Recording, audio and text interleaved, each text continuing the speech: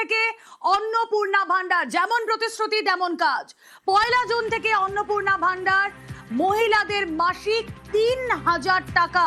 ভোটের আগেই এই প্রতিশ্রুতি দেওয়া হয়েছিল মহিলাদের জন্য, যে চালু আগের প্রকল্প ছিল লক্ষ্মীর ভান্ডার, সেখানে 1500 টাকা তারা পেতেন, তার ডাবল টাকা দেওয়া হবে, অর্থাৎ 3000 টাকা দেওয়া হবে অন্নপূর্ণা ভান্ডারে। আর 1 জুন থেকেই তা কার্যকর।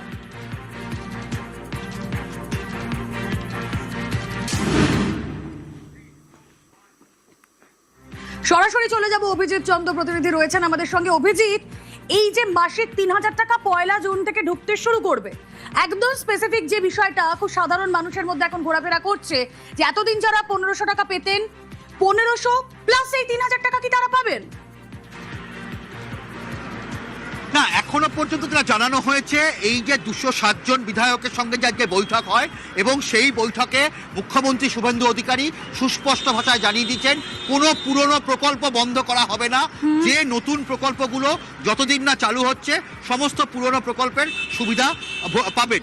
এবং 1 জুন থেকে অন্নপূর্ণা ভান্ডার আমাদের রাজ্যে চালু হচ্ছে, অর্থাৎ মহিলাদেরকে 3000 টাকা করে দেওয়া হবে। সেটা আগামী 1 জুন থেকে। সেটার কি প্রসেস সেটা আগামী বৈঠকে সিদ্ধান্ত হবে। অর্থাৎ আগামী শুক্রবার এবং বা শনিবার আবারও এই বিধায়কদের সঙ্গে বৈঠক হবে এবং সেই বৈঠকেও এই রূপরেখা তৈরি করা হবে।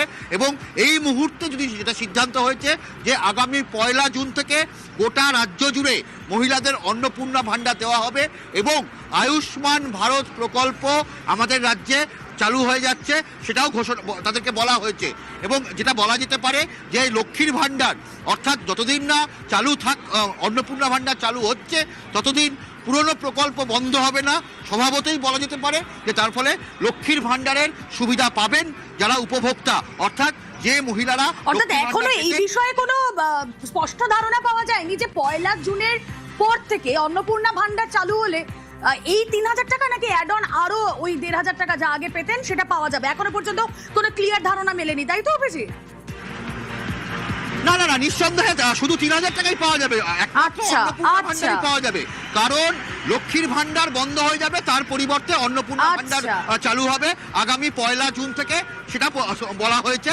তবে যেহেতু যতদিন না চালু হচ্ছে, যতদিন না অন্নপূর্ণা ভান্ডার চালু হচ্ছে, ততদিন পুরনো সমস্ত প্রকল্প চালু থাকবে, অর্থাৎ লক্ষ্মীর ভান্ডার থেকে আরম্ভ করে সবকিছুই। রুমেলা, যে খবরে আমাদের নজর, 1 জুন থেকে অন্নপূর্ণা ভান্ডার, যেমন প্রতিশ্রুতি তেমন কাজ।